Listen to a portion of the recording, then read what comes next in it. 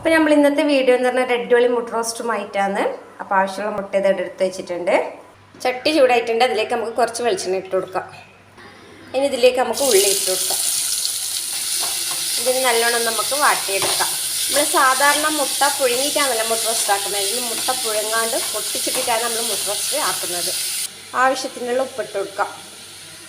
ഉള്ളിയെല്ലാം നല്ലോണം വാടിയിട്ടുണ്ട്. അതിലേക്ക് നമുക്ക് തക്കാളിയും പച്ചമുളക് വെളുത്തുള്ളിയും കൂടി ചേർത്തിട്ട് നല്ലോണം ഒന്ന് വാട്ടിയെടുക്കാം. ഇതിലേക്ക് കുറച്ച് മഞ്ഞൾപ്പൊടി, മുളക് പൊടി, കുറച്ച് മല്ലിപ്പൊടി എല്ലാം കൂടി നല്ലോണം ഒന്ന് ഇളക്കിയെടുക്കാം. ഇനി ഇതിലേക്ക് നമുക്ക് മുട്ട പൊട്ടിച്ചിട്ട് കൊടുക്കാം.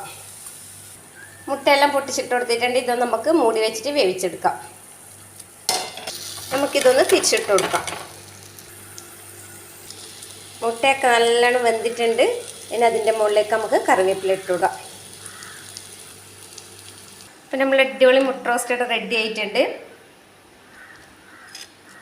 എല്ലാവരും ട്രൈ ചെയ്ത് നോക്കണം. വീഡിയോ ഇഷ്ടപ്പെട്ടതാണെങ്കിൽ ലൈക്ക് ചെയ്യുക, കമൻറ്റ് ചെയ്യുക, സബ്സ്ക്രൈബ് ചെയ്യുക.